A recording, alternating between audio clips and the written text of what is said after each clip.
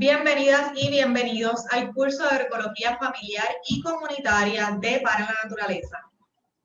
Hoy compartimos el 9º taller junto al ingeniero Medardo Naranjo Valdés desde Cuba sobre el tema del manejo agroecológico de plagas. Sabemos que este es uno de los talleres que han estado esperando para trabajar sus huertas y huertos, sus áreas de siembra de una manera libre de contaminantes y de químicos. Queremos también agradecer al coordinador de agroecología de Para la Naturaleza, Salvador Polemantío, quien ha estado con nosotros en estas últimas sesiones y quien va a estar acompañándonos también durante el taller de hoy para aportar a discusión de este tema. El programa de agroecología ha estado trabajando distintas iniciativas dirigidas a la agricultura del país, que incluye también a las comunidades a través de estos talleres gratuitos. Por tal razón, queremos agradecer a las personas que han hecho posible estos talleres a las comunidades 3, que se están transmitiendo, como les comunicamos, ¿verdad? Desde Cuba, gracias al recurso que contamos en la mañana de hoy y en las otras sesiones, que es el ingeniero Medardo Naranjo Valdés, a quien damos la bienvenida para que pueda realizar este taller.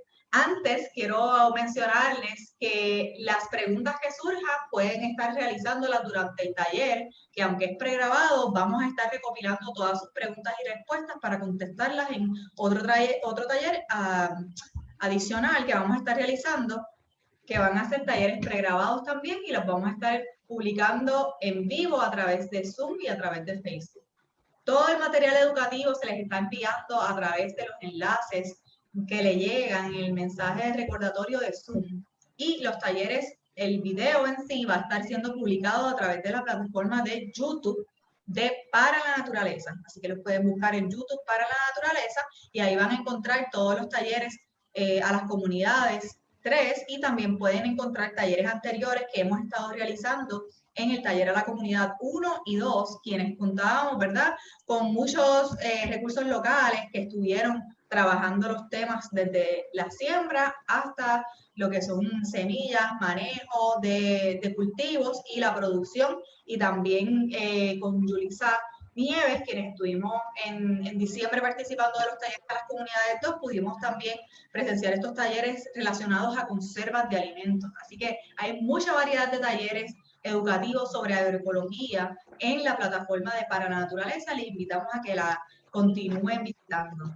Bienvenido, Medardo, a este taller número 9 y bienvenido, Salvador.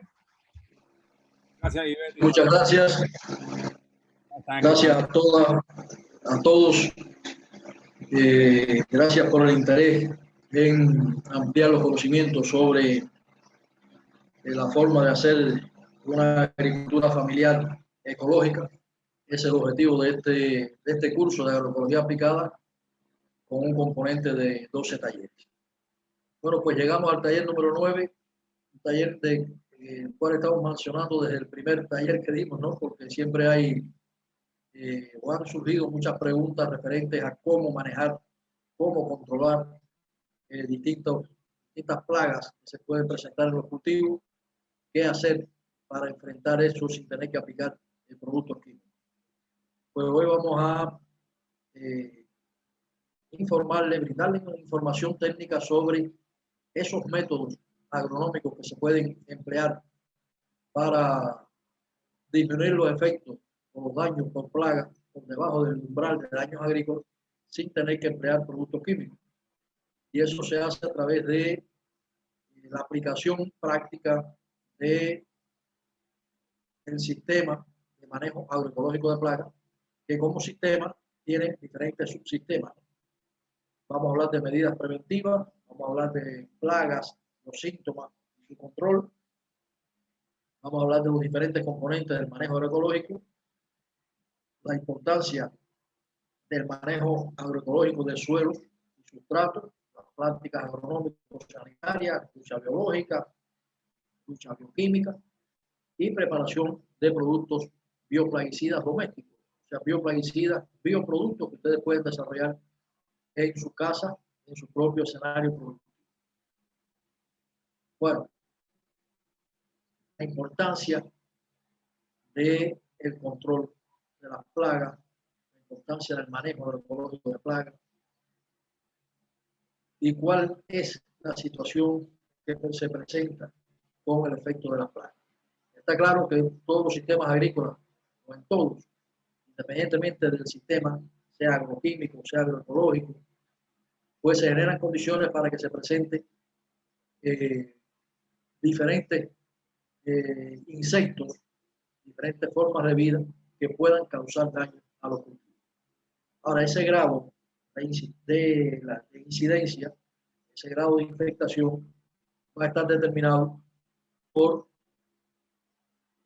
un grupo de acciones que se puedan hacer por el agricultor. En este caso estamos hablando de medidas preventivas. Medidas preventivas para que no se desarrollen las plagas, para que no aparezcan las plagas. La primera medida preventiva es el conocimiento que podamos tener de nuestro entorno, del entorno donde se desarrolla el agroecosistema.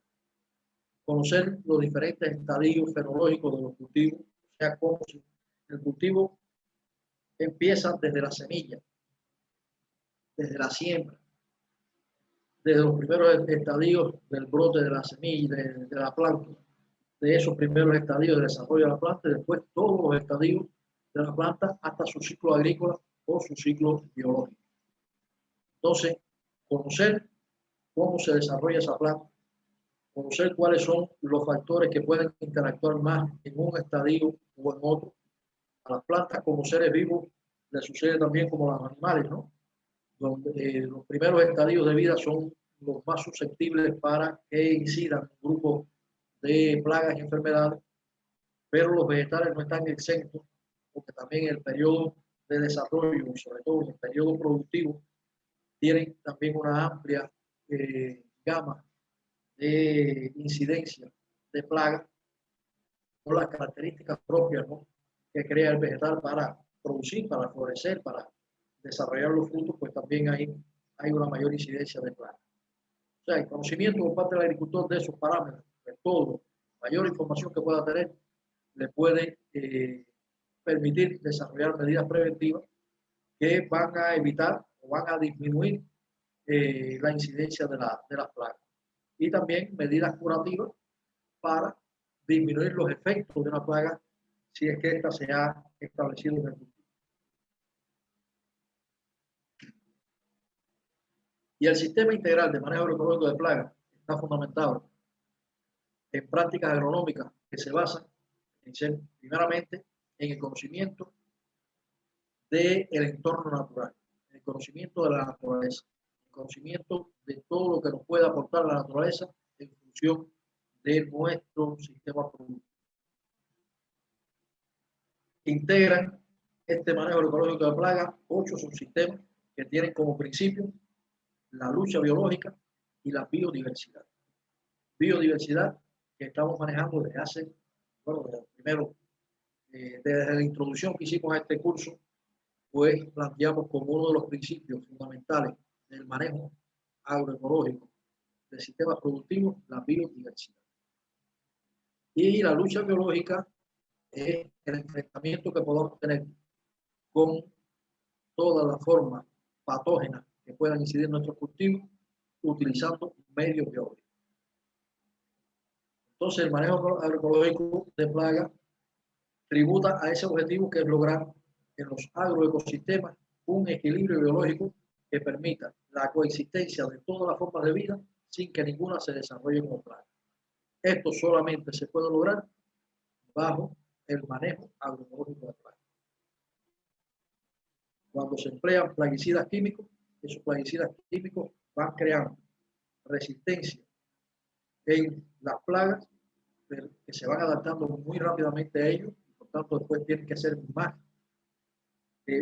más sistemáticas las aplicaciones, tienen que ser plaguicidas más agresivos, más contaminantes, y nunca van a tributar a un equilibrio biológico, porque estos plaguicidas son totales, eliminan a todos, a los buenos y a los malos, y entonces nunca se va a restablecer ese equilibrio.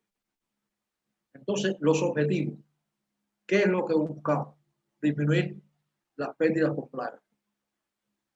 ¿Y a dónde vamos en función de eso? A un manejo agroecológico y ese manejo agroecológico está sustentado en bases sostenibles, que es otra de las peculiaridades de este sistema, que tributa a la sostenibilidad y a la sustentabilidad de los agroecosistemas. Hay 8 objetivos fundamentales: disminuir las pérdidas por plagas a valores inferiores del umbral de daños agrícolas, incrementar la calidad de los productos agrícolas, eliminar el uso de agroquímicos, restablecer el equilibrio biológico en los agroecosistemas, elevar la calidad y los rendimientos de las producciones agrícolas, lograr el manejo sostenible y sustentable de los agroecosistemas, preservar la vida integral del agroecosistema y preservar la salud de todos los seres vivos del planeta. Esos son 8 grandes objetivos del manejo agroecológico de plagas. La biodiversidad. Mucho hemos platicado de ello. Aquí recalcar que la biodiversidad en función del desarrollo de un agroecosistema es esencial y que en la medida en que establezcamos más variedades en un agroecosistema, ya sean variedades de consumo o variedades con otros objetivos, de vegetales en este caso, pueden ser especies hortícolas, pueden ser frutales, pueden ser plantas medicinales, pueden ser plantas mielíferas que produzcan muchas flores donde vengan las abejas, pueden ser plantas para producir alimento animal, plantas de corte, árboles que se puedan cortar para producir masa verde para alimento animal. Toda esa biodiversidad bien ubicada, bien diseñada en un entorno agrícola es una garantía de sostenibilidad del sistema y de sustentabilidad. La adecuada preparación de suelo y de sustrato tiene mucho que ver también con el manejo agroecológico de plagas. Hay que tener en cuenta que muchas plagas desarrollan algunas de sus fases de vida en el suelo. Hay que tener en cuenta también el estado de ese suelo en función de la capacidad que pueda generar por un mal manejo para que proliferen hongos, por ejemplo, hongos del suelo por un exceso de humedad. Todo ese manejo de suelo tiene mucho que ver también con las plagas. Establecimiento de sistemas de monitoreo, información que estamos buscando en el sistema. Esto lo hacemos a través de trampas de colores, a través de trampas lumínicas, trampas de colores que son muy sencillas. Vamos a verlo en la práctica, ¿no? Pero son pequeños rectángulos de un material de colores amarillos, de colores azules, de colores blancos, que tienen en la superficie una sustancia adhesiva que debe ser inolora e incolora para cuando los insectos se manejan mucho por los colores, ¿no? Vienen a diferentes colores, pues cuando los insectos se acercan, se quedan ahí adheridos. Y eso, además de eliminar un insecto, también nos propicia o nos da una información de qué cosas tenemos, qué tipo de insectos están transitando en nuestra área. O sea que este tipo de trampas, ya sea lumínicas o de colores, nos sirven no solo para eliminar insectos, porque también dentro de los insectos benéficos hay algunos que tienen preferencia por algunos colores y también van a ir ahí. Lo que también nos va a dar una información es de qué tipo de vida, de formas de vida están circulando en nuestro entorno, y entonces sabemos ya cuando empiezan a aparecer insectos que se pueden desarrollar como plagas, que son adultos de algunas plagas fitófagas, algunas larvas fitófagas, pues entonces ya sabemos que tenemos posibilidades de que nos aparezca esa afectación en nuestras plantaciones y podemos empezar a tomar medidas preventivas. Ese monitoreo es esencial. ¿Cuáles son los colores que usualmente pues, se sienten atraídos los insectos por el color? Amarillo, blanco y azules. Amarillo, blanco y azul. Amarillo para mosca blanca, saltahojas, minadores, pulgones. Los blancos y los azules para trips, otros insectos más, vamos más adelante a describirlo. Y también, bueno, trampas lumínicas, estas se ponen en horario nocturno para todos aquellos insectos nocturnos que tienen hábitos nocturnos, vienen a estas trampas lumínicas y ahí se eliminan los insectos, pero a la vez también conocemos cuáles son este tipo de insectos. Más adelante vamos a ampliar la explicación esta de los colores, la forma de colocar las trampas y su uso como tal. Okay. Bueno, también es muy importante manejar adecuadamente hospedantes alternativos. Estas son las plantas que hemos hablado, plantas trampas, estas plantas que ponemos de cultivos periféricos, estas plantas que hacemos barreras verdes entre ellos, el maíz, el sorgo, el girasol, que son plantas donde vienen muchas formas de vida a interactuar. Ahí vienen insectos que son enemigos naturales de plagas, ahí vienen insectos de formas de vida que pueden ser plagas y están todos interactuando y nos permite pues, saber, conocer un adecuado manejo agronómico de los sistemas de cultivo, material de siembra y propagación sin contaminación, fecha óptima de siembra, rotaciones de cultivo, intercalamiento, la fecha de cosecha.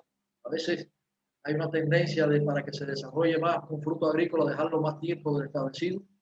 Ahí vienen pérdidas de calidad, pero ahí vienen también factores de depresión normal de la planta que tiene ese fruto más tiempo que el establecido y entonces coinciden mayor número de plagas en ese sentido. O sea que hay que tener una disciplina tecnológica también en este concepto, ¿no?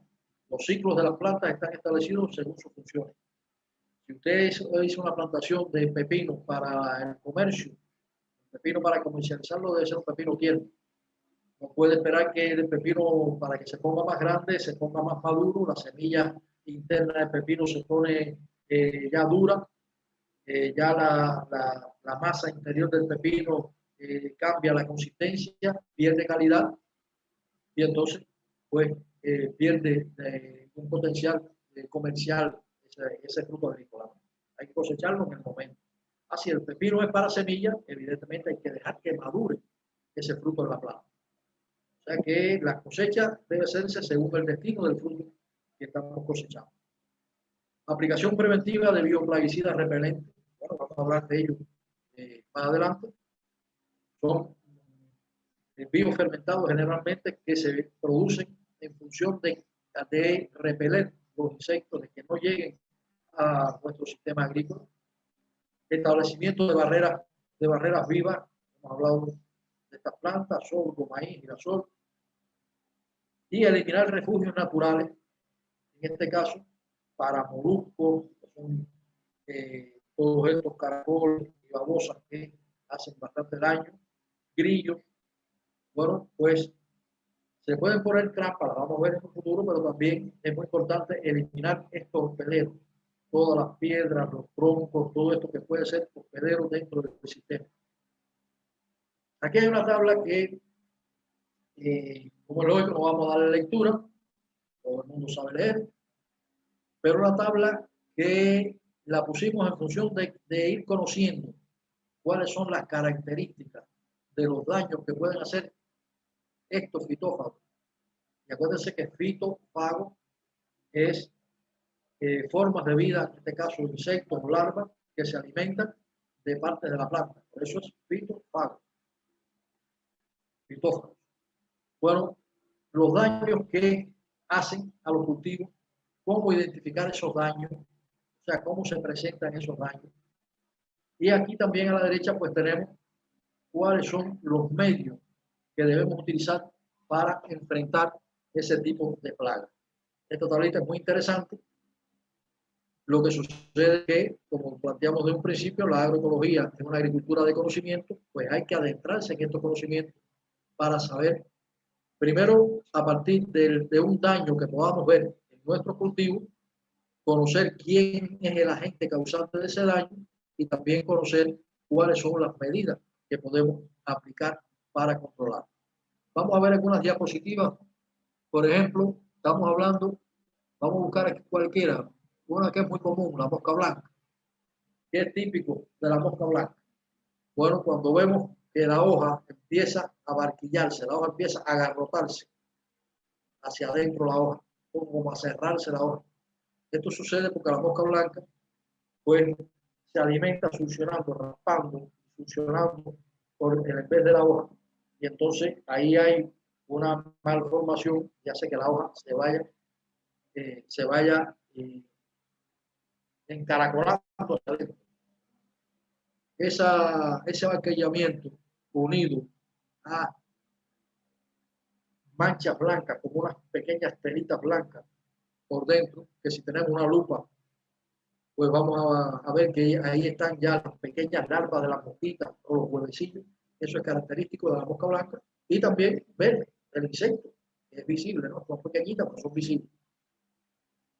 Larvas lepidópteras de lepidópteros. Estas son larvas, muchos tipos de larvas que se alimentan de las partes vegetativas. Se alimentan de las hojas, se alimentan de algún tipo de fruto agrícola. Lo característico de ello es el daño que se ve en las hojas y también las excretas que se pueden ver en las hojas y en el suelo, en el caso de estas larvas. Y aquí, bueno, están también muchos de los productos que se pueden utilizar para controlarlo, que lo vamos a ver más. Ven acá en esta diapositiva, ya lo conocimos, hablamos del maíz, la palomilla del maíz, o sea, el gusano cogollero también se le llama, el daño que hacen las hojas del maíz. Lo vemos aquí en esta primera diapositiva. Este daño es característico del cogollero. Aquí vemos las lepidópteras precisamente. Estas son el Pieris brassicae. Estas son larvas de las hojas de la col, brócoli, coliflor. Los gusanitos estos, bueno, que se alimentan y van defoliando. Vemos áfidos o pulgones. Estos son los pequeños pulgoncitos que pueden tener distintos colores, pueden ser verde, más oscuro, en dependencia, porque hay distintas especies de pulgones, son áfidos. Típico de una hoja, los daños de los grupos de los caracoles, o van comiendo por los bordes y también por el centro, ahuecándola, haciendo orificios en las hojas, alimentándose en las hojas.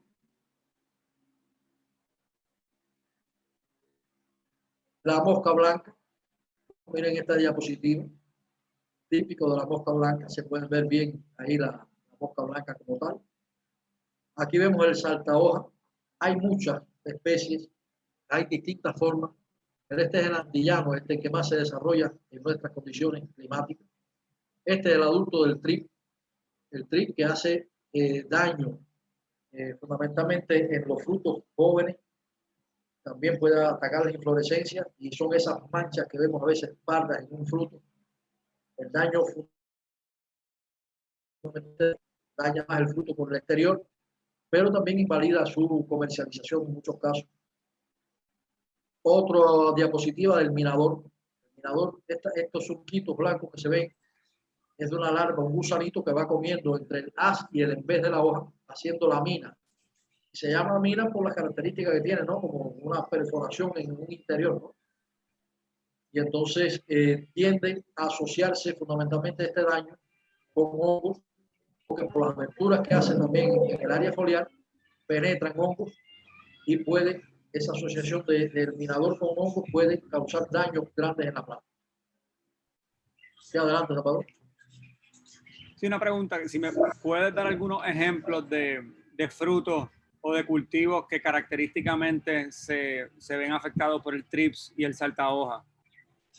Bueno, por el trip, mucho los cítricos.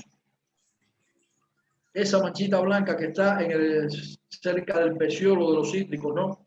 Que puede ser blanca primero y después se pone más o blanca o carmelita, de acuerdo al tipo esos son daños que hace el trip. Él va a alimentarse del fruto cuando está pequeño, el fruto, ¿no?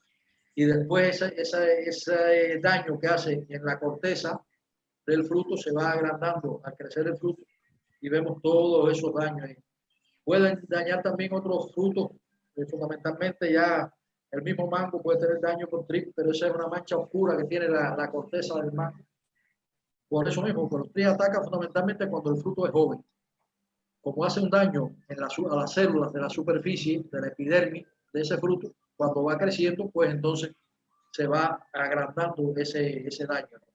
No hace un daño hacia el interior, el trip no come dentro del fruto, sino que daña la superficie del fruto y también puede hacer daño a algunos tejidos de crecimiento, algunas hojas de las plantas como tal. Y en el caso del saltahoja, hay... No, te iba a preguntar si a veces esa manchita negra que le da al mango, usualmente el trips, o hay también otra plaga que suele con un poco como necrosar, un poco una sección de la piel del mango. No, el TRIP daña las células epidérmicas.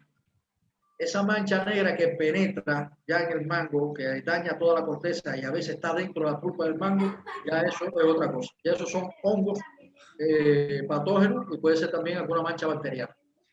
Pero ya eso no es un daño por TRIP. El TRIP es el daño solamente en las células epidérmicas.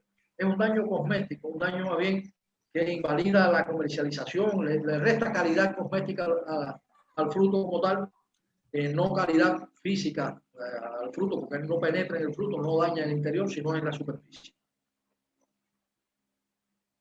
Y en el caso del minador decía que hay muchas especies de minador y el daño fundamental del minador, al igual que a la mosca blanca, ellos se alimentan de la savia de las hojas, ¿no? Pero más que el daño físico que pueden establecer a una planta, es que son vectores de muchas virosis, de enfermedades virosas de los vegetales. Porque nos pasa lo mismo que con los mosquitos, ¿no? Al ser humano. Bueno, pican una planta y después van a otra y van transmitiendo el virus. Por eso son vectores de muchas enfermedades virosas y la importancia de su control está dado en eso, ¿no? En el control de enfermedades virosas sobre todo. Acá vemos chinches verdes. Pusimos el ejemplo de verde porque hay chinches de otros colores. Pusimos el ejemplo de esta porque es una de las chinches más comunes que hay, que tiene también la característica de que puede ser un vector y también hace daño a los tejidos de los vegetales y a algunos frutos también. Vemos acá el gorgojo de las leguminosas. Este es un vector, o sea, este es un insecto, un coleóptero que hace mucho daño, es una plaga de almacén. Él deposita huevecillos en la superficie de los granos. Cuando nace la larvita, ahí empieza a penetrar.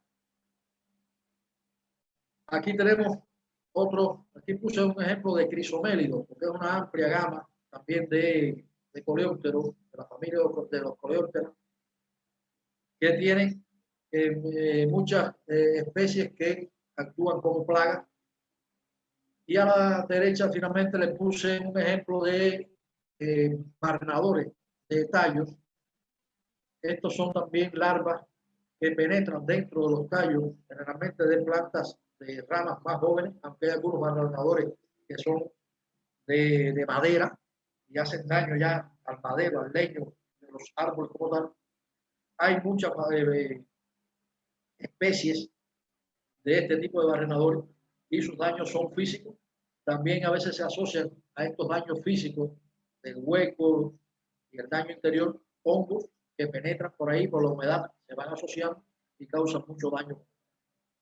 Esto lo pusimos aquí como un ejemplo de formas de vida, de insectos sobre todo, que pueden formar parte de toda esa interacción que tenemos en nuestro escenario productivo y que debemos llegar a conocerlo, llegar a dominar cuáles son los daños que hacen para saber cómo enfrentarlo. Y aquí tenemos los 8 componentes del manejo agroecológico de plagas. Manejo de suelo, manejo de diversidad florística, prácticas agronómicas fitosanitarias, lucha biológica, plaguicidas bioquímicos, plaguicidas minerales, control físico y regulaciones legales. La importancia del manejo de los suelos y los sustratos. De esto hemos venido hablando.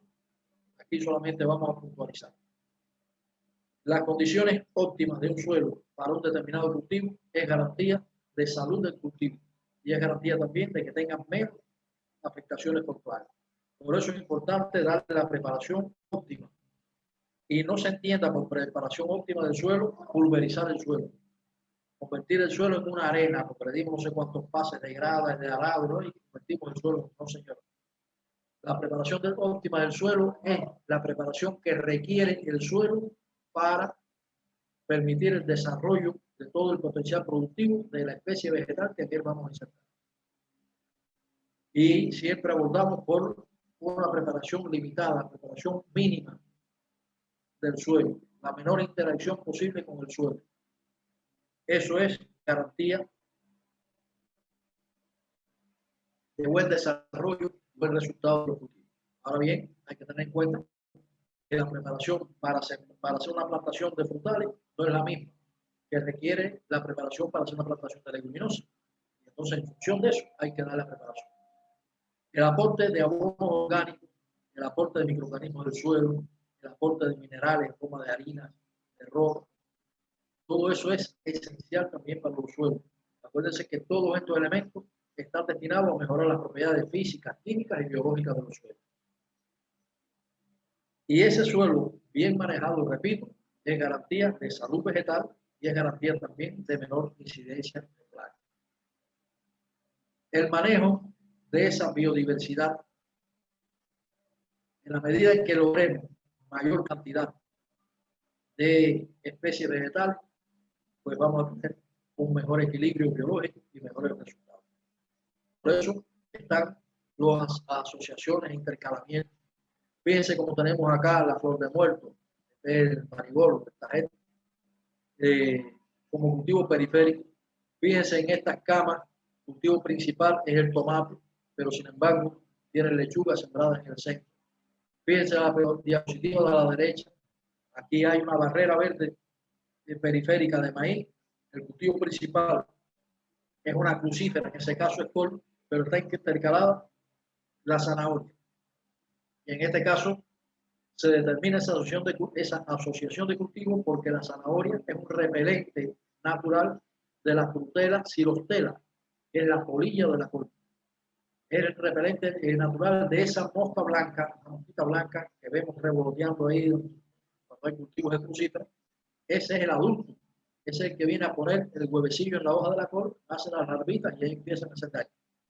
Bueno, la zanahoria es un repelente natural de esa forma.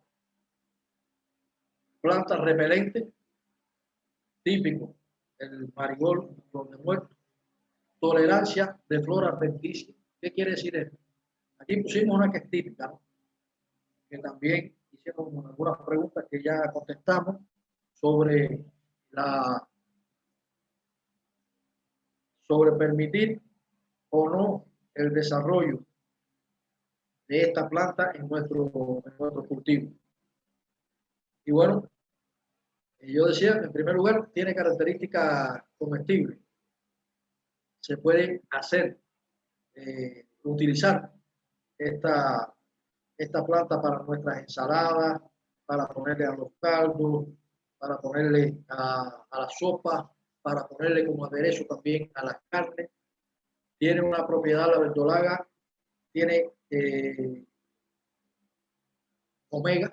tiene omega 3, omega 6, omega 9, es uno de los pocos vegetales que tiene estas características. Tiene muchos minerales y suelo descubierto, suelo degradado. Si tenemos las condiciones, porque esta planta también necesita nutrientes, ¿no? Ella va a asimilar nutrientes del suelo. Pero si tenemos condiciones para mantener un nivel de fertilidad del suelo adecuado, en vez de tener el suelo descubierto y tenerlo quizás con otra vegetación, pues es mejor permitir que se desarrolle esta planta. Que además fija nutrientes del suelo, pero además incorpora su masa verde, le incorpora muchos fertilizantes orgánicos, muchos nutrientes orgánicos al suelo, como un abono verde. Entonces, es la verdolaga una de las floras adventicias que podemos dejar establecido dentro de nuestro cultivo si tenemos la garantía de manejar su fertilidad. Prácticas agronómicas. Bueno, ya hemos hablado de ellas, pero es muy importante conocer todas las características de los cultivos para poder emplear acciones directas en función del desarrollo de estos cultivos. ¿Sí hay alguna pregunta? Sobre lo que son las flores. En un momento dado, en la finca del Jojo Bravo, ellos estuvieron sembrando cosmos y se dieron cuenta que uno de los insectos que estaban, ¿verdad?, sobre las cosmos, que son atraídas por las cosmos, le estaban influyendo negativamente en sus cosechas. ¿Hay algunas plantas de flores que no recomienda poner entre cultivo que pudiese pasar esto para, ¿verdad?, evitar entonces poner flores. Sí, evidentemente, por eso hay que conocer tanto los insectos, el medio hábitat, cuáles son las plantas hospederas de los insectos y en función de qué vamos a establecer esa biodiversidad.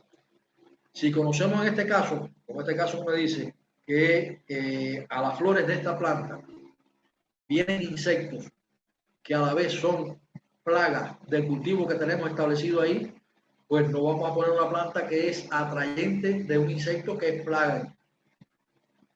Salvo que, porque se dan esta coincidencia también, salvo que en esa planta también se establezcan los enemigos naturales de ese insecto. Y entonces ahí se puede establecer un equilibrio biológico entre el insecto que puede causar daño y los insectos que pueden controlar ese insecto que causa daño. Y eso puede ser una ventaja también, por eso es que se utilizan plantas trampas, que son aquellas donde pueden coincidir insectos que pueden convertirse en plagas, pero también vienen sus enemigos naturales. Y esas las establecemos en un área determinada de nuestro sistema agrícola, de nuestro escenario productivo, en función de eso, en función de que se puedan establecer esos equilibrios biológicos.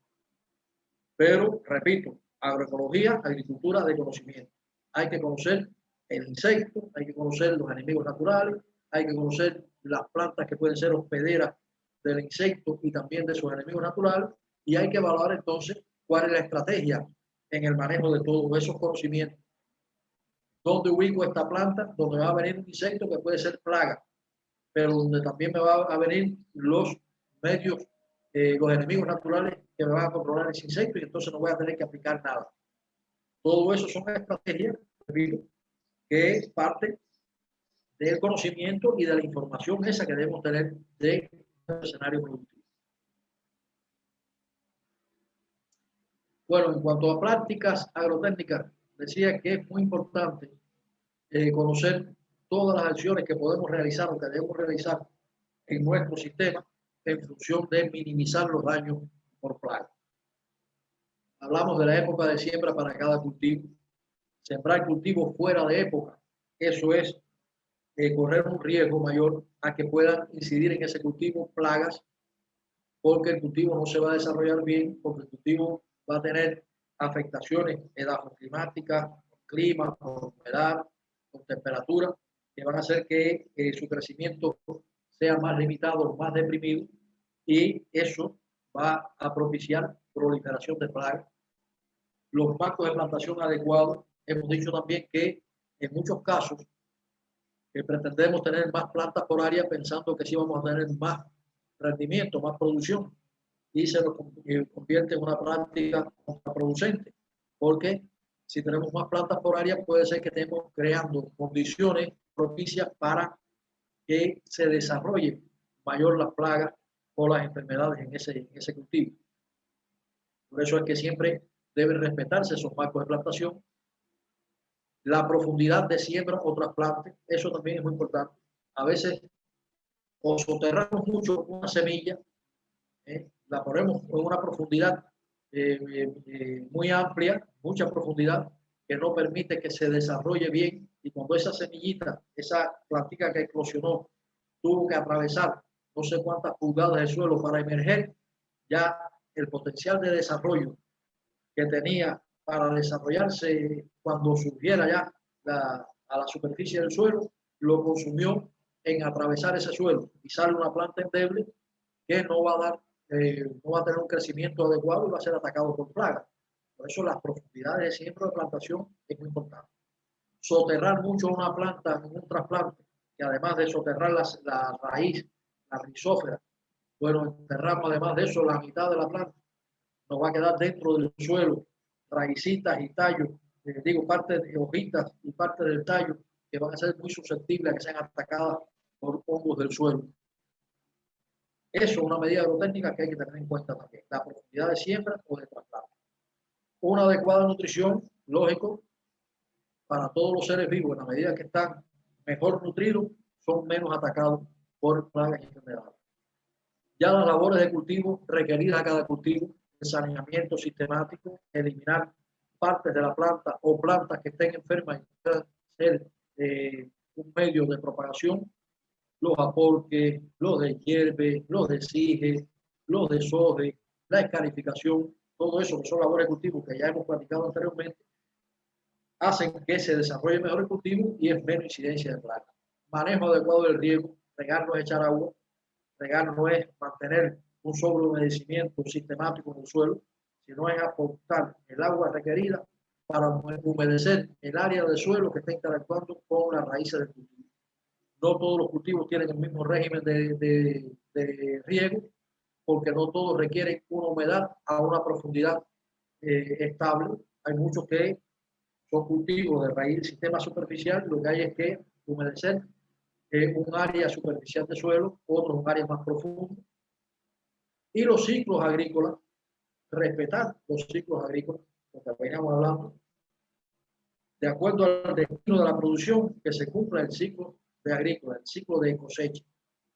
Estos son prácticas agrotécnicas que ayudan al desarrollo de cultivos con baja incidencia de plagas como tal. Control etológico. Hablamos ya de nivel de información y también de eliminar plagas como tal.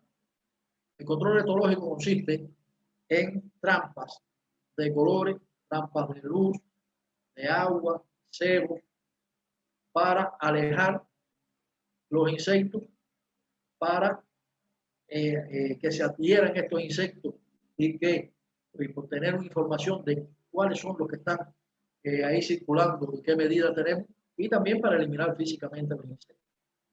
Pues aquí vemos las trampas de color amarillo, azul, verde, rojo, blanco. Las trampas de color, aquí estamos respondiendo a la pregunta de Salvador, las trampas de color amarillo, pues para fundamentalmente mosca blanca, trip, la parafiosa, minador, azul para trip y minador, las trampas verdes para chinches, las rojas para palomillas, escarabajos, y las blancas que no se utilizan mucho en la agricultura, pero sí en la parte pecuaria, puede ser también en trampas domésticas para moscas común. Y aquí vemos un ejemplo abajo de las trampas como tal, ¿no? De diferentes tipos de trampas. Esta última de la derecha es una trampa de feromonas, lo que vemos ahí colgado aquí en el centro. Aquí es un material, un algodón, un material que absorba esa feromona. Esa feromona atrae a los insectos que están por alrededor y cuando llegan acá, pues caen en ese fondo que tiene un agua jabonosa y se van eliminando insectos por el uso de esta trampa. Aquí vamos a mostrar entonces elementos esenciales de la lucha biológica. Enemigos naturales. Son los más comunes en Cuba, pero son los más comunes en el Caribe, porque también sí existen en todas las islas del Caribe. Aquí tenemos las mariquitas o cotorritas, que son insectos depredadores, los tenemos aquí y los tenemos aquí a la derecha también. Son insectos depredadores fundamentalmente de áfidos, pulgones, también de otros tipos de larvas, huevecillos. Aquí en el centro vemos las larvas también de estos coccinélidos. Estos son larvas de estas cotorritas mariquitas que también son depredadoras de muchos áfidos, de muchos tipos de pulgones. Acá vemos pues áfidos parasitados. Aquí lo que tratamos de marcar en el ruedito es, digamos, todo esto que está señalado. Si vemos una hoja donde hay muchos áfidos y detectamos en ella que hay algunos áfidos son de color verde, que hay algunas bolitas, algunos áfidos que están muertos, pero además que se momificaron. Si vemos con una lupa podemos ver que esos áfidos tienen quizás algún pequeño orificio, o que tienen un polvillo alrededor. Bueno, esos áfidos fueron parasitados por algún enemigo natural.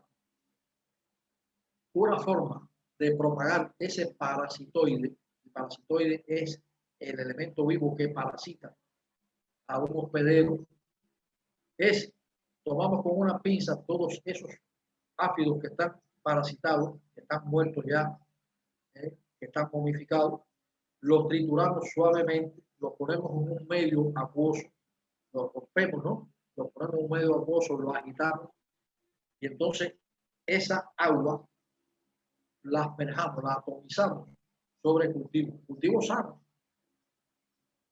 o cultivos que tengan ya el áfido como tal, porque ese parasitoide se va a quedar ahí adherido a las hojas del cultivo, y cuando llegue un agente hospedante del parasitoide, pues va a interactuar rápidamente. Si se lo aplicamos sobre los áfidos, pues estamos aplicándole ya el parasitoide. Eso es una medida de aplicación o de distribución de parasitoides en nuestro cultivo como tal. Aquí vemos arácnidos, arañas que son depredadoras también de muchos insectos. Aquí vemos bífidos, en este caso es una abeja, pero hay muchos tipos de mosquitas que también son depredadoras de parasitoides. Abajo tenemos un adulto de la caramba.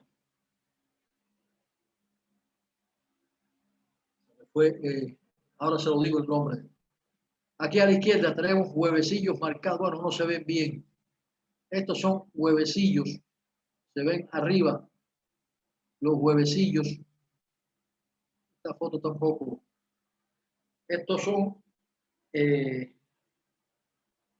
hay insectos que ponen los huevecillos adheridos a un pequeño pedúnculo, un pequeño insectado en la hoja, y mantienen el huevecillo separado de las hojas. Es una forma de proteger el huevo, pero también es una forma que facilita también a veces el control de ese insecto como tal. Aquí vemos una larva de este adulto. El adulto es la crisopa. Esta es la larva de la crisopa, que es también depredadora. Fundamentalmente la larva es más depredadora que el adulto. Todo esto son formas de vida, enemigos naturales, que en muchos casos podemos hasta reproducir y que van a estar interactuando en cualquier ecosistema. Aquí les muestro en esta diapositiva un grupo grande de coccinelles, que son enemigos naturales fundamentalmente de pulgones. Todos estos insectos, y es muy bueno, por eso les puse esta lámina, que los visualicen, que los conozcan, porque en ocasiones, a veces nos han hecho preguntas y nos mandan una diapositiva, la foto de este bichito que me encontré y que maté en mi cultivo, porque me encontré este bichito ahí caminando, entonces lo eliminé, y están eliminando, están matando estos enemigos naturales, que son insectos benéficos, no son insectos perjudiciales. Por eso es importante familiarizarse con ellos, porque cuando ven en su cultivo cualquiera de estos animalitos, no los maten, obsérvenlos bien, porque seguramente hay alimentos de ellos ahí, hay pulgones, y ellos están haciendo una acción benéfica para el cultivo como tal. Aquí vemos también algunas acciones de estos insectos. Por ejemplo, aquí vemos una larva de precisamente de estos coccinelles devorando huevos, los huevecillos del Pieris brassicae, que es el gusanito este que se come las hojas de la col, de las brasicas como tal. Aquí vemos mejor la foto que le decía de los áfidos parasitados. Estos que son carmelitas, estos son los áfidos parasitados. Estos son los que podemos sacar, triturar, pasar por una licuadora a baja revolución y después asperjarle los cultivos. Ven una foto más grande de una larva comiéndose un áfido. Acá. Esto es una mosca parasitando huevecillos no, en este caso no son huevos, son áfidos. Una mosca parasitando áfidos. Otra larva acá comiéndose, en este caso, ya es es un gusano, disculpen, comiéndose un gusano, una larva como tal.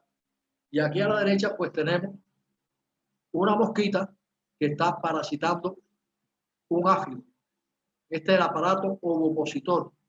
Ella pincha el áfido ahí y le deposita un huevito. Ahí nacen las larvas de esa mosca y se alimentan del áfido como tal. Eso pasa en la naturaleza. Eso está pasando constantemente en nuestros cultivos. Y si somos observadores, por eso digo, tener una lupa en el bolsillo para cuando vemos una cosa, algo que no es natural en una hoja, en una planta de nuestro cultivo, pues observar bien a ver qué cosa está pasando ahí. Es posible que haya una plaga, pero es posible que esté interactuando un enemigo natural y nosotros podemos probar si vamos a hacer alguna aplicación para eliminar la plaga que nos pueda afectar ese enemigo natural, o si dejamos que el sistema natural, ese equilibrio que va a tener ahí, sea quien resuelva el problema de la plaga. Entonces, aquí tenemos ya los productos que podemos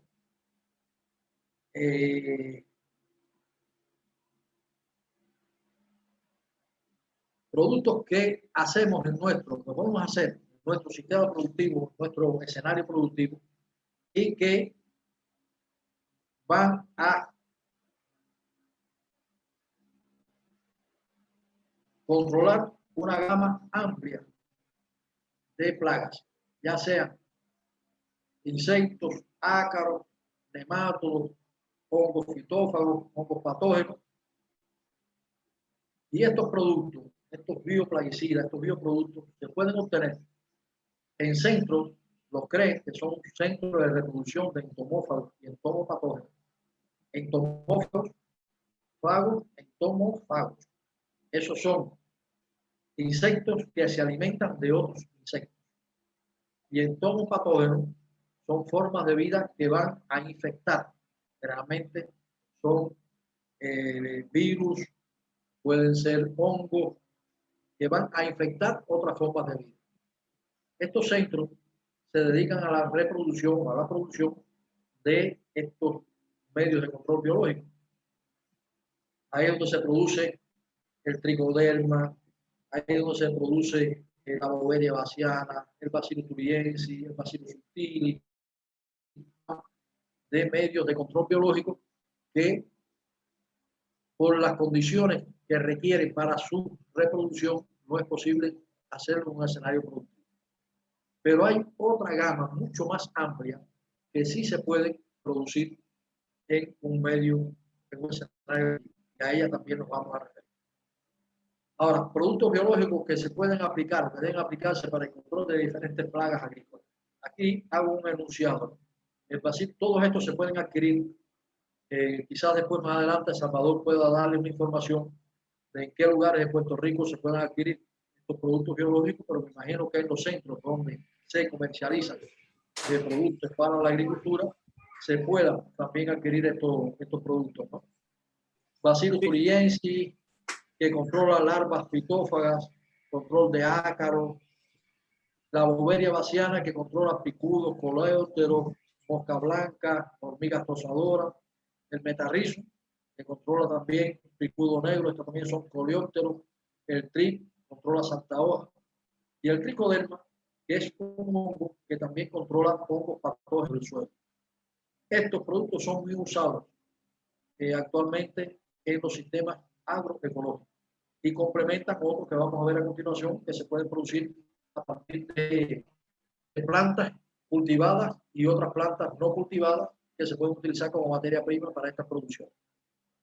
Sí, adelante, Salvador. Sí, algunos de estos productos, de hecho, la mayoría de estos productos no se están produciendo en Puerto Rico actualmente, con excepción del tricoderma. Hay una compañía que se llama Bioinsumos Puerto Rico, un pequeño esfuerzo en Mayagüez, que está empezando a producir y mercadear estos productos.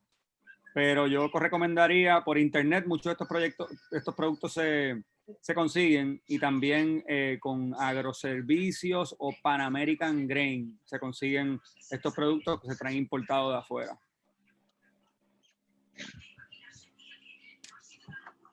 Pues bien,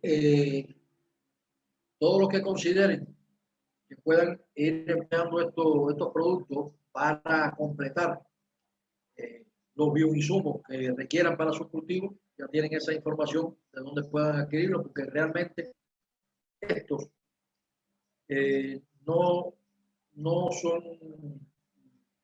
es posible reproducirlos en el propio escenario productivo. Por las características de ser un laboratorio, de inocuidad que tiene, de reproducción, de patogenidad que puedan tener los productos como tal, pues debe hacerse en laboratorio.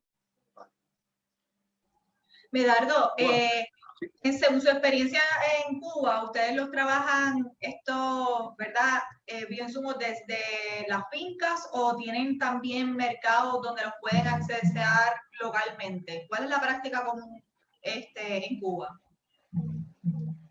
Bueno, en Cuba hay una red de tiendas que están a nivel municipal y a veces son pequeños locales de tiendas agrícolas, ¿no? De tiendas donde se venden insumos agrícolas, que ahí se venden herramientas para la agricultura, ahí se venden medios de protección también para la agricultura, y ahí también se comercializan muchos de estos productos que se producen en los CRE, en estos centros de reproducción de entomófagos y entomopatógenos, que cada provincia del país tiene estos laboratorios para reproducir estos medios de control biológico. Estos medios se llevan a estos centros de venta y ahí acceden los agricultores a adquirir.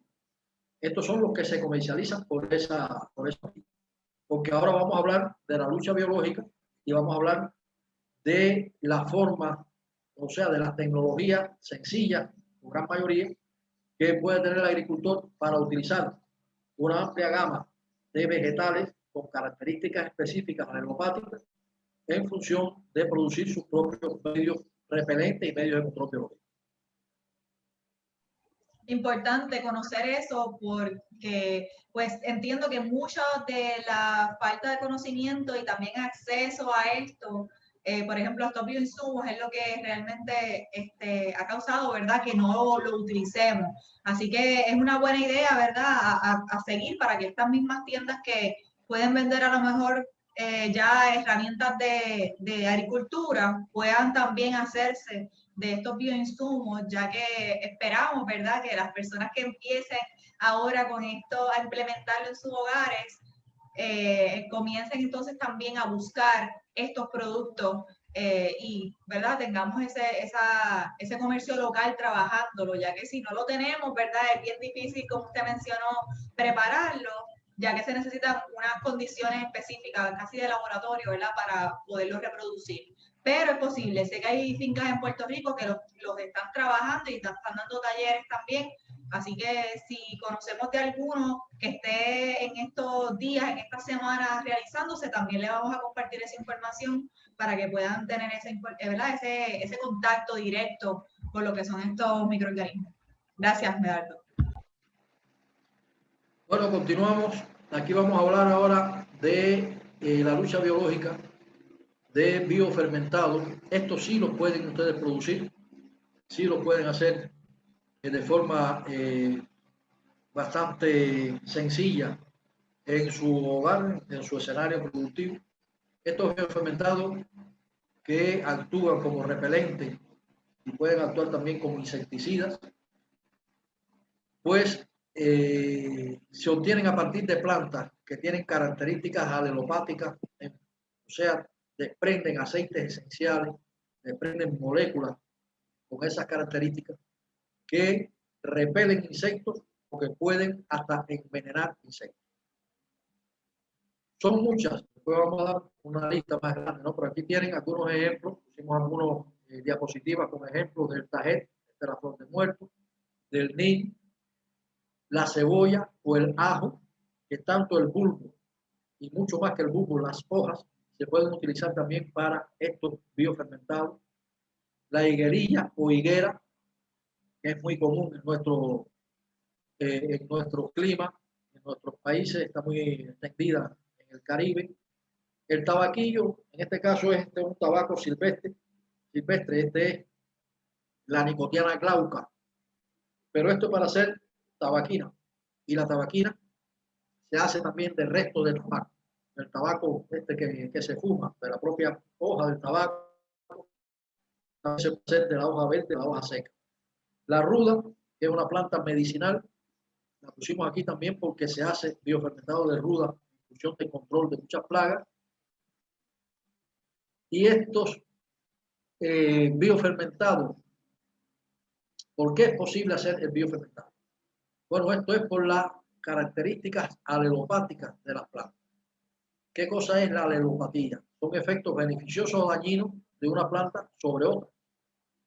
Y estos efectos son causados debido a la liberación de alelomonas o fitoalexinas.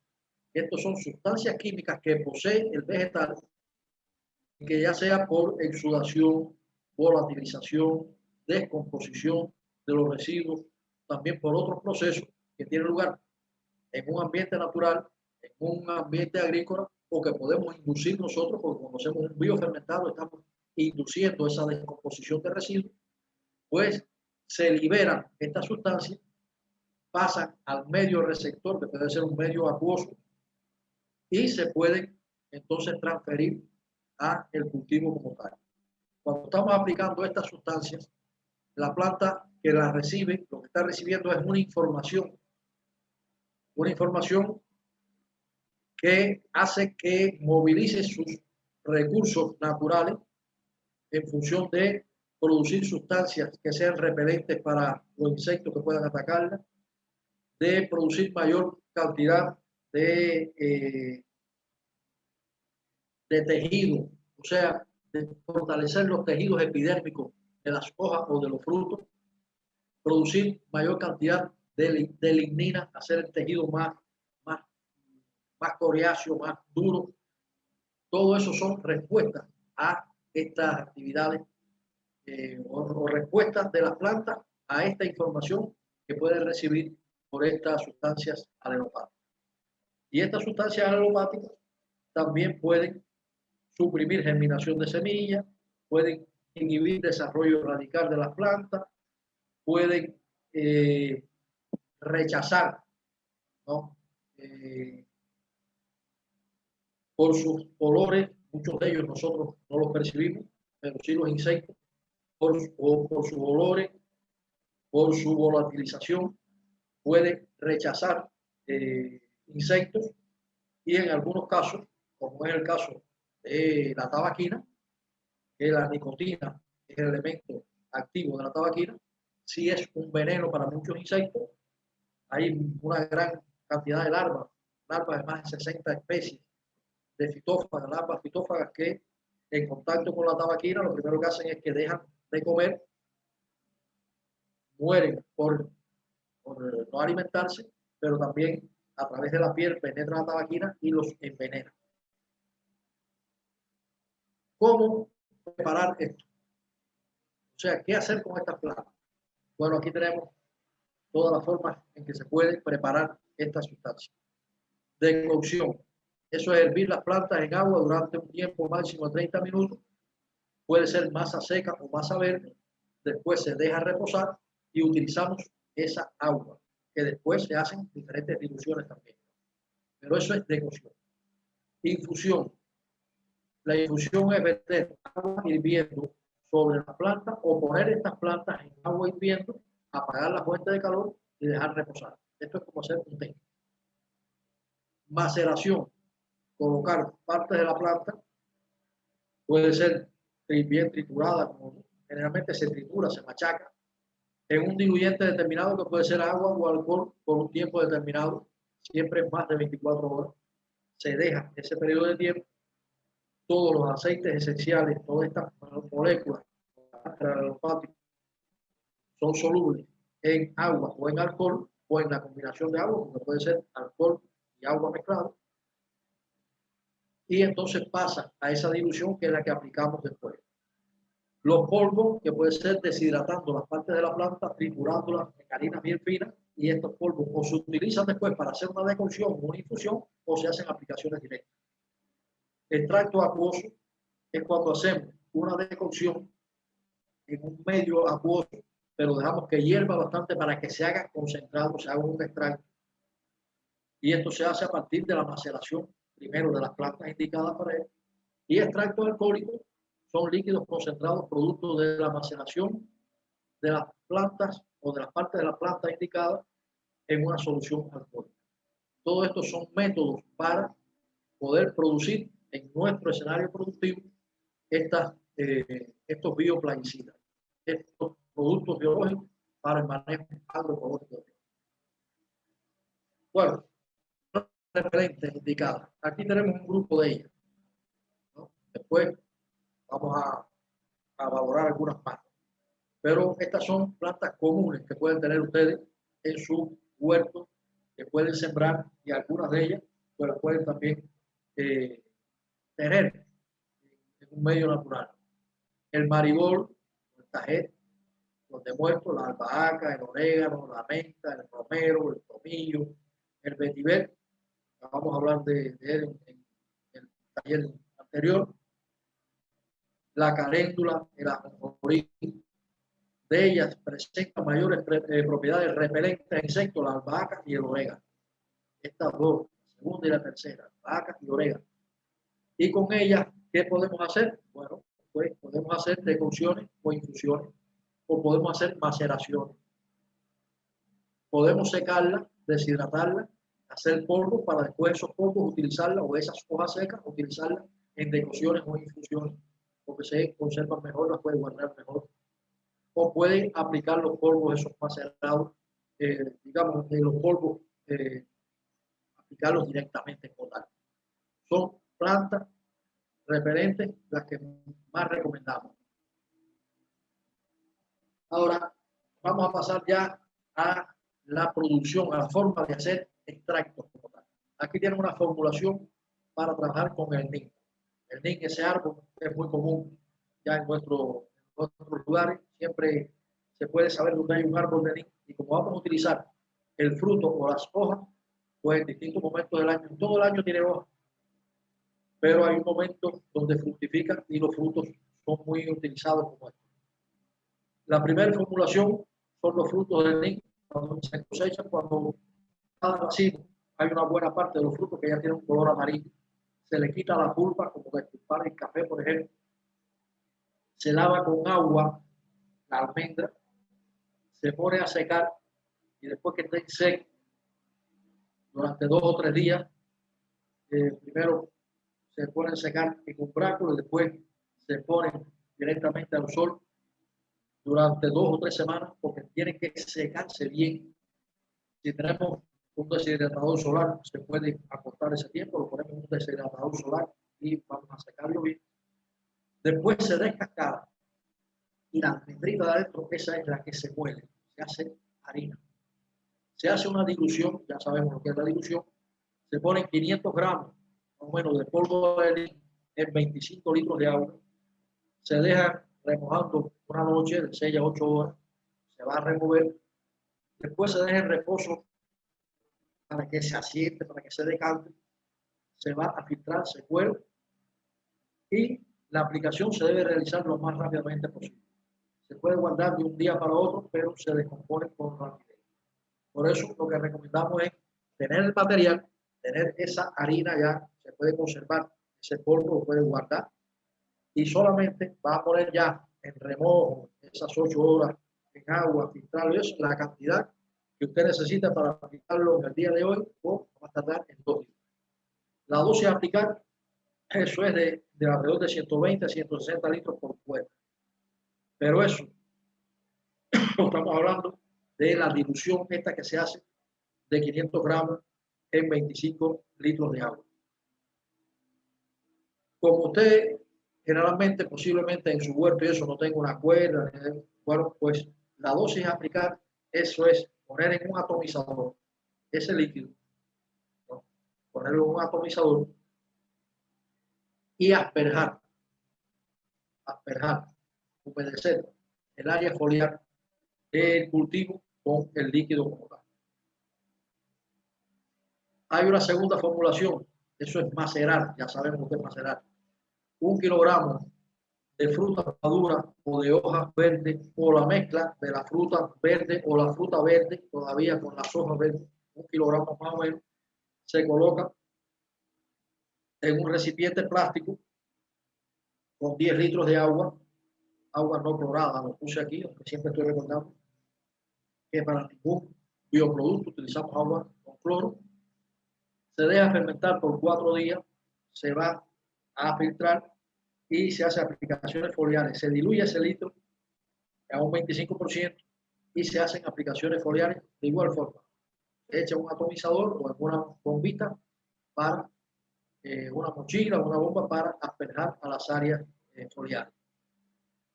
Y una tercera formulación, que son 1 kilogramo de frutas maduras, se coloca en un recipiente con 1 litro de alcohol de 90 grados, se echa el kilogramo ahí, se va a agitar bien.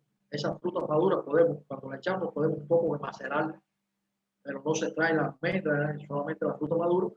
Se echa el alcohol, se agita, se deja en reposo 48 horas y después se extrae. Vamos a poner esos 5 litros que pusimos de alcohol, 1 kilogramo. Si usted no tiene tanto y no quiere hacer tanto, pues no ponga 1 kilogramo. Puede poner en 1 kilogramo, estamos hablando de 2 libras y media. Esos son 32 y 8, son 40 onzas. Pues usted puede, para hacer 1 litro, puede poner de 6 a 8 onzas de frutas maduras en 1 litro de alcohol. Y ese litro de alcohol después lo va a llevar a una dilución de 1 litro de alcohol. Te puede dar, estamos aplicando 10 mililitros por litro. Fíjate que 1 litro de esta dilución da para 100 litros. Para diluirlo en 100 litros de agua. Porque va a poner 10 mililitros por litro. Si tienes 1 litro, te da para 100 litros de agua. Y eso se hace con 1 kilogramo de fruta. La aplicación igual se hace asperjando al área foliar como tal. Eso es con el NIC. Vamos a hablar ahora de la tabaquina, que se puede hacer con Nicotiana glauca, el tabaco silvestre, o se puede hacer también con polvo de tabaco, picadura de tabaco, hojas secas trituradas, hojas verdes. Actúa por contacto, es un veneno respiratorio, tiene una residualidad muy corta, o sea que tiene una acción muy rápida, pero una residualidad muy corta. Esto lo que quiere decir es que cuando tenemos ya una plaga establecida, las aplicaciones deben hacerse en ciclos entre 5 y 7 días porque es muy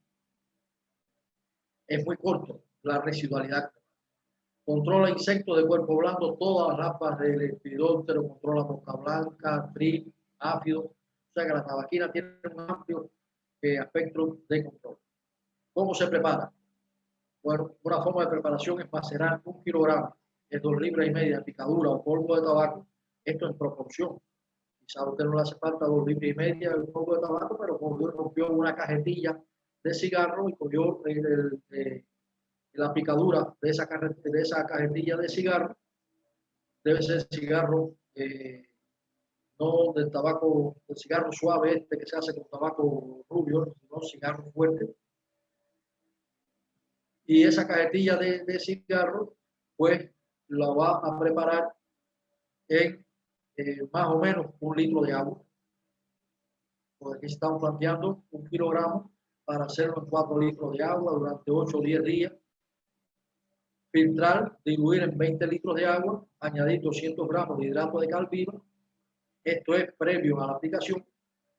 Con esto se baja mucho el pH, o sea, la acidez, pH 12.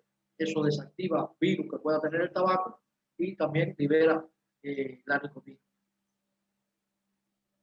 Esto es una formulación para hacer tabaquina. Se aplica inmediatamente en que se le aplica la cal, se hace la aplicación al cultivo.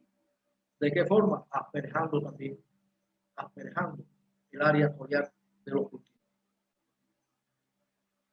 Ahora, otra forma de hacer tabaquina es un biofermentado, es 1 kilogramo de masa verde en 10 litros de agua, se macera bien, se tritura bien, se deja 5 días en fermentación, se extrae el líquido, se cuela, se diluye eso en 20 litros de agua y se hacen aplicaciones foliares.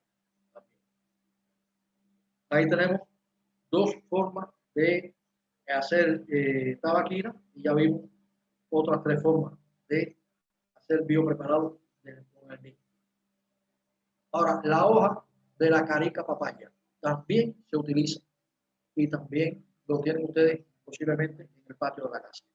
1 kilogramo de hoja fresca. Cuando decimos hojas frescas, son hojas verdes, no secas. Se trituran bien. Se coloca en un recipiente con 2 litros de agua no clorada y se añade 5 mililitros de queroseno. Sabemos qué es el queroseno. Esto es también un producto, bueno, ya no abunda mucho. Antes abundaba mucho porque en el campo había muchas lámparas donde se utilizaba el queroseno como combustible doméstico. Para la iluminación también. Yo así me crié en el campo con lámparas de queroseno. Aprendí a leer con una lamparita de queroseno. Le llamamos en Cuba chismosas. No sé por qué. Puesta en el pecho y ahí acostado en la cama. Así aprendí a leer. Sí me leí cuando tenía 6 años. Me leí el Quijote. De ahí se me pegó el bichito de la lectura y eso me ha ayudado toda la vida. Por eso recomiendo. Ahora estos medios están eliminando el hábito de la lectura, pero eso deben inducirlo a los hijos, a la gente joven, que no deje, que no cambien el hábito de la lectura por estos tipos de información. Todo libro es una enseñanza. Hasta un mal libro enseña que es un mal libro. Bueno, pues ese queroseno, en esas condiciones, muy pequeñas cantidades de queroseno, si no tienen queroseno, le pueden añadir el doble de diésel.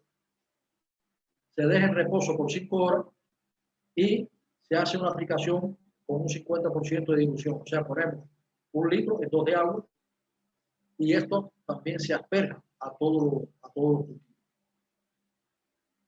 El control de moluscos. ¿Cómo controlamos las babosas, los caracoles? Bueno, si tenemos áreas pequeñas, queremos controlar que no tengan acceso, pues en los bordes de esas áreas ponemos cascarillas de arroz, borra de café, acerrín de madera, cenizas de madera también en los bordes, o cal en los bordes. No quiere decir todas estas cosas juntas en una u otra. Y eso hace una barrera física por donde no van a pasar las babosas o los caracoles, como barrera física total. Se pueden enterrar latas o recipientes, ahora recipientes plásticos sobre todo, a ras de suelo, y se añade una solución de agua con un 4% de melaza o se le pone cerveza. Cuando vamos a utilizar la cerveza, tienen que tener en cuenta que la cerveza debe echarse en el recipiente plástico que tenemos soterrado a ras del suelo. Si nos tomamos la cerveza, no le hace efecto a los moluscos o los caracoles, porque eso nos ha pasado también. Pues estos vienen por esos olores, tanto sea de la melaza como de la cerveza, se introducen en el recipiente y ahí se asfixian. Se puede también amontonar hojas, hojarasca, sacos húmedos. Ellos vienen y se cuelan debajo y esto es una forma de eliminarlo físicamente. Son métodos prácticos, pero métodos prácticos sencillos, pero que dan resultados. Hay un moloticida también botánico. Lo que pasa es que aquí hay que tener la materia prima, que la materia prima es el Solanum lombífero. Esto es el burito espinoso. Esto es una planta muy parecida a la berenjena, porque es de la misma familia, es una solanácea. Pero tiene espinas, el fruto es como una sandía, como un meloncito con sus rayitas amarillitas, pero tiene espinas en todo, en el borde, en la nervadura de las hojas, en el tallito, en el peciolo del frutico.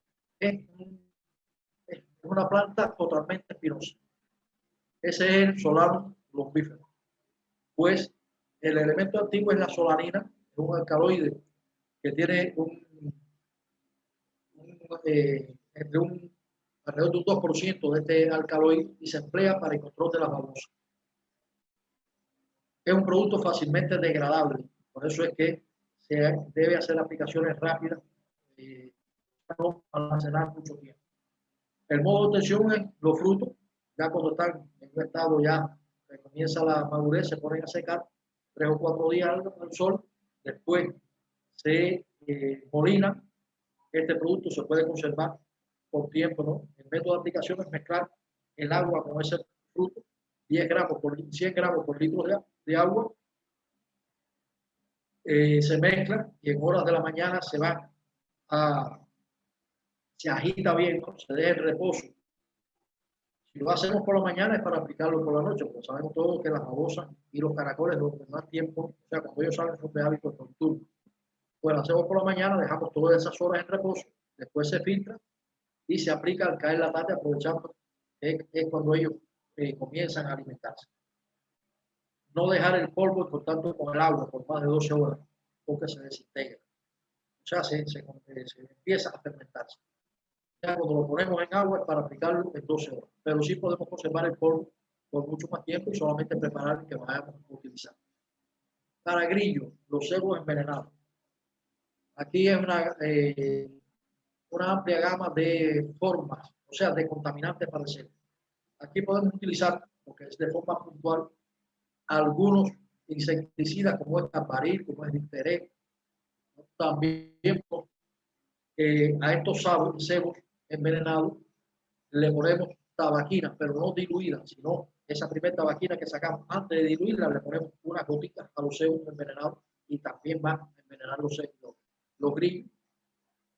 Pues se hace una masa con harina de pan, con trigo, con pan viejo, ese pan que no lo comemos, que se endureció, se hace esa masa, se mezcla con estos componentes, se le pone jugo de naranja o se le pone la cáscara de la naranja molida, porque esos aceites esenciales atraen a los grillos, y con esta masa se van haciendo pequeñas bolitas que se van a ir distribuyendo 1 o 2 bolitas por metro cuadrado en horas de la tarde.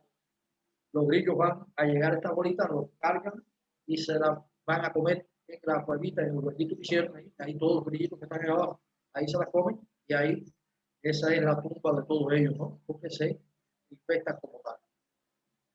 Para insectos de hábitos nocturnos, ya hablamos de trampas rústicas para capturar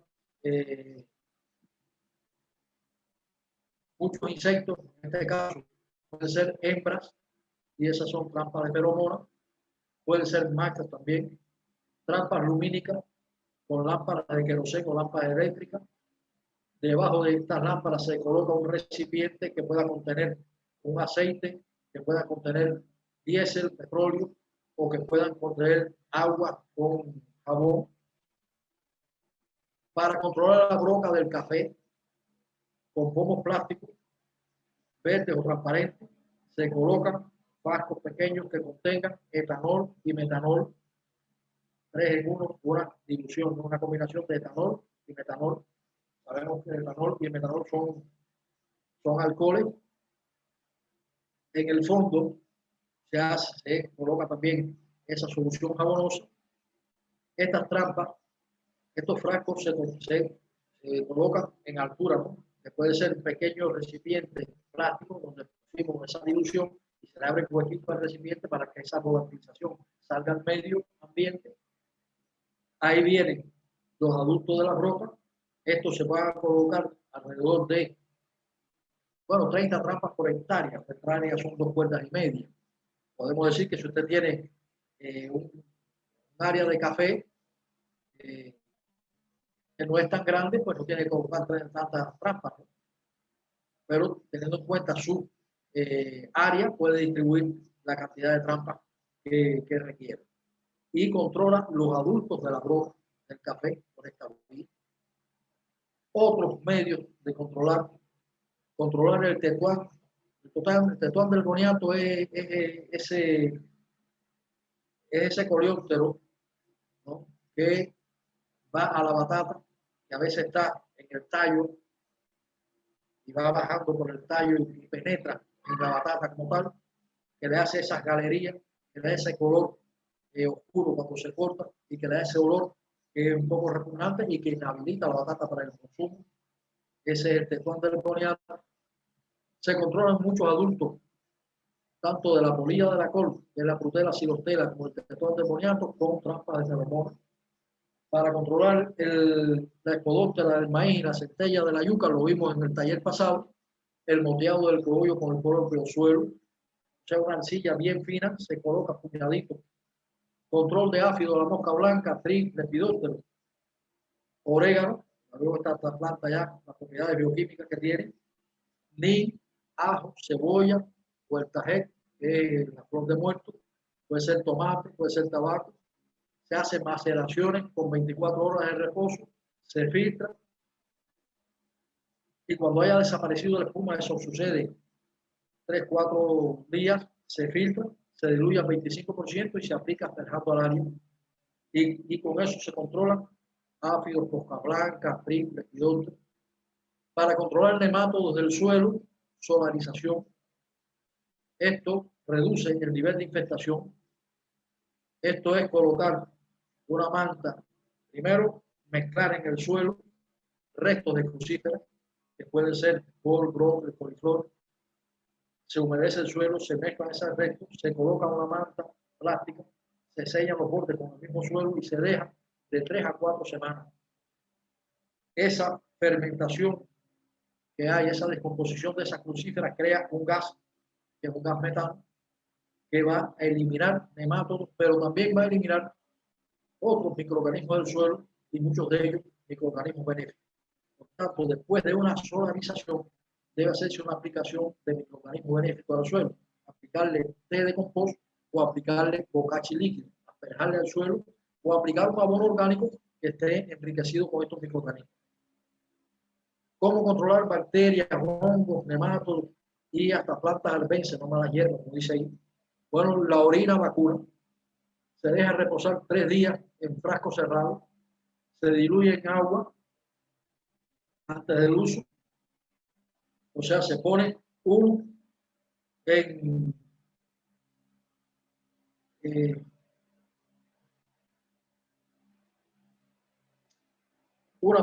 parte de orina en 2 litros de agua. Después se lleva a una dilución a un 5%. Eso se lleva, si ponemos 1 litro en 2 litros de agua, son 3 litros. Si es al 5%, se multiplica eso por 20. Esos 3 litros nos va a dar 60 litros. Se aplica en ciclos quincenales y se debe suspender como mínimo 4 a 5 semanas antes de que comience la floración, si son cultivos de flores. No se debe usar en hortalizas de consumo de la hoja verde. Contiene potasio, cloro, azufre, nitrógeno, sodio. O sea, contiene un grupo grande que además de controlar bacterias, hongos, nematodos, también sirve como estimulante para el desarrollo vegetativo de muchas plantas. Aquí entonces vamos a informarle sobre el control de algunos insectos que son típicos, que son plagas típicos de nuestro clima. La araña roja se controla con la cola de caballo, recocción de cola de caballo, ahí viene descrito cómo se hace, la maceración, 12 horas, se hierve durante 45 minutos, aplicaciones foliares, puede ser un purín de ortiga, la planta entera, excepto la raíz, 100 gramos por litro de ortiga fresca por litro de agua, o 20 gramos de ortiga seca, se deja fermentar durante 14 días, se pulveriza, se atomiza a las áreas foliares, espolvoreando azufre en vez de las hojas. Esto no se debe aplicar en periodo de floración. El azufre es también un producto natural que se puede comprar polvo en harina bien fino y se espolvorea, controla la araña roja. ¿Cómo controlar ácidos glucones? Tienen una foto, ahí se detecta también que los ácidos negros pueden ser verdes también. Se hace un purín de ajenjo, 150 gramos por litro de la planta fresca, macerada, se deja fermentar durante 15 días. Una infusión de capuchina se asperja al área foliar en dilución a un 5%. La hoja del nogal macerada, 20 gramos por litro, se asperja también a los cultivos afectados. Se puede aplicar jabón potásico, 15 a 30 gramos por litro, jabón potásico, y se asperja también a los cultivos, controla los áfidos. El trip, la tabaquina, que ya vimos cómo hacer la tabaquina, solución, 20 gramos de tabaco más 30 gramos de jabón potásico, 4 litros de agua, se hierve durante 30 minutos y se asperja en una dilución 25%. Mosca blanca, jabón potásico, asperjar los cultivos, la misma combinación anterior, la tabaquina, en esa misma combinación anterior, y trampas de color amarillo para identificar la mosca como tal. Este es el adulto terminador. También para controlar el adulto terminador se puede hacer la cocción de la corteza de la acacia, alrededor de 150 gramos en 2 litros de agua. Se mezcla, esto se hace esa cocción, ya vimos cómo era hacer la cocción, se mezcla con 150 gramos de jabón neutro, se diluye todo el contenido en 100 litros de agua, disculpen, 10 litros de agua, y se asperja a los cultivos para controlar el minador. ¿Cómo controlar el escarabajo? Esto no lo confundan, esto no es un insecto benéfico, porque hay algunas cotorritas, mariquitas que se parecen un poco, pero el escarabajo es mucho más grande. Las flores frescas del pelitre, se hace 50 gramos por litro, una maceración, espolvoreando directo el polvo de algas o harinas de roca, se hace espolvoreo directo de algas bien maceradas, algas marinas pueden ser bien trituradas, hecho tipo de harina, y se espolvorea a los cultivos, controla este escarabajo. Este otro coleóptero también se puede controlar, pues, a partir del purín de ajenjo, pulverizando hierbabuena, se deja secar la hoja, se tritura bien, se pulveriza y se hacen aplicaciones. La emulsión de albahaca, hojas y semillas, se mezcla con aceite y se asperja al cultivo. ¿Cómo controlar estos fitófanos, este tipo de larvas fitófanas? Y otros más. Puse esta diapositiva, pero pueden ser otro tipo de larvas, de gusanos, que comen las partes verdes de los vegetales. Una cocción de la corteza de la acacia también. Se mezcla con jabón neutro, igual que la anterior. La tabaquina controla todos estos tipos de larvas fitófanas. Y aquí tenemos entonces algunos otros biopreparados. Estos son, esta es una mezcla, esto es un producto que tiene un poquito más de complejidad en la preparación, pero que tiene un amplio espectro de eficiencia. Se mezcla con melaza, vinagre, aguardiente o ron, o alcohol de 90, pero en pequeña dilución. Se fermenta en un contenedor sellado durante 30 días hasta que ya no emita gas. Este contenedor sellado, lo hemos explicado en otros talleres, es un recipiente totalmente sellado que se le pone una manguerita que va colocada dentro de un recipiente con agua para propiciar la salida de los gases, pero que no entre ninguna, de una forma como que se hace también los licores. Se puede añadir otras hierbas con propiedades naturales como es el ajo, el pimiento rojo, ajíes picantes, la hoja de la cebolla. Y este biofermentado se aplica a todo tipo de plantas, preventivo para plagas destructoras. Estamos hablando de larvas fitófagas, plagas que destruyen el cultivo. Aquí viene un método de preparación, un tambo de 60 litros, se añaden 10 kilogramos de bocachi, más 5 litros, medio litro de melaza. Esta melaza está disuelta en 40 litros de agua, 1 litro de vinagre, 1 litro de aguardiente de caña, o puede ser también de ron. Si no hay nada de eso, se le pone alrededor de 200 mililitros de alcohol, más 1 kilogramo de chiles. Chiles son, se me puede ir a la parte mexicana, son ajíes picantes. o 4 cabezas de ajo bien triturados. Se hermetiza, ya le dije el sistema, y se deja fermentar durante 30 días. Se extrae y ahí tenemos ese preparado que es un bioplaguicida, pero también es un bioestimulador del desarrollo vegetativo de muchas plantas. Pues tenemos estos otros productos que nos sirven para controlar otra gama grande de plagas, no solamente la que tenemos aquí.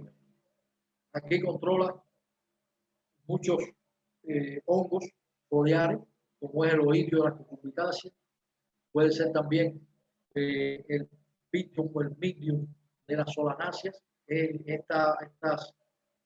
estos hongos que recubren la hoja como una telita blanca, una telaraña fina blanca, y estas manchas blancas que salen en las hojas puede ser de la calabaza, puede ser de los pepinos. Pues estos hongos foliares también se pueden controlar con el té de compost. Vimos en talleres anteriores de bioinsumos cómo producir el té de compost. Ese concentrado líquido que tiene billones de microorganismos benéficos se aplica directamente sobre las hojas. Se aplica también en el suelo alrededor. Una cucharada de té de compost tiene más de 100.000 a 1 billón de bacterias, de 1.000 a 40.000 hifas de hongo, de 1.000 a 100.000 protozoarios, y todos estos pues multiplican la biodiversidad microbiana tanto en la superficie de las hojas como en el suelo. ¿Cuál es el beneficio? Bueno, tienen nutrientes solubles procedentes del compost, estimula el crecimiento de las plantas, incrementa la sanidad, mejora la economía también del agua, incrementa la población microbiana de los efectos del suelo y también compite con muchos hongos patógenos del suelo y hongos patógenos foliares. Pues hasta aquí hemos abordado y le hemos dado una información y algunos métodos técnicos para producir distintas sustancias que, complementadas con las que se puedan obtener de los laboratorios, tenemos la información de las 5 principales que se pueden usar, pues nos da la posibilidad de establecer el sistema de manejo agroecológico de plagas en nuestro escenario productivo, de controlar que los efectos dañinos por plagas estén por debajo del umbral de daños agrícolas, de obtener cultivos que no sufran daños que lo inhabiliten para su consumo y su comercialización sin tener que emplear un gramo de productos químicos. A eso es lo que se refiere el manejo agroecológico de plagas. Hay un folleto técnico, lo dije al inicio, que es mucho más, está muchos más elementos, muchos más ejemplos, pero es para un curso que ese curso es de 24 horas, así que era imposible reducirlo a este espacio que tenemos en este momento.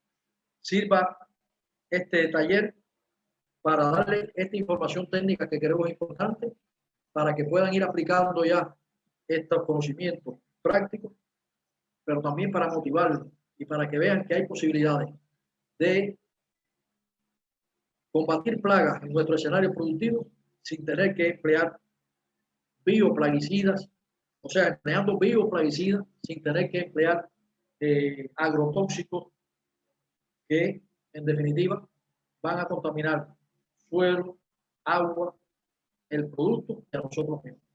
Este es el objetivo de este taller y sé que va a generar muchas preguntas que en su momento pues contestaremos como se ha ido explicando acá y después se va a dar una información más amplia por la compañera Ivette de cuándo, en qué momento vamos a ir contestando esto, haciendo los ciclos de respuesta a todas las preguntas y dudas que ustedes tengan. Adelante, señor.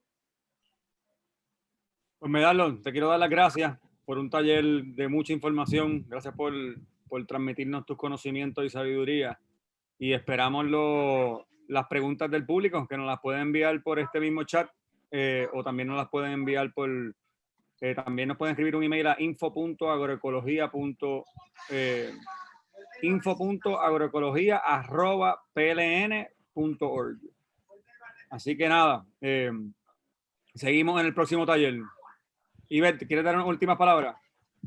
Sí, aparte de eso, ¿verdad? Añadirles que estamos compartiendo los videos de estas presentaciones a través de YouTube y las pueden volver a revisar y las pueden también, ¿verdad? Darle para adelante, para atrás, para llevarlas a la implementación, que es lo que nos interesa, que puedan practicar y llevar, ¿verdad? Todo esto al campo. Gracias, Medardo, y gracias, Salvador. Gracias a ustedes y los esperamos en el próximo taller, el número 10. Ya nos van quedando 3 talleres, 10, 11 y 12.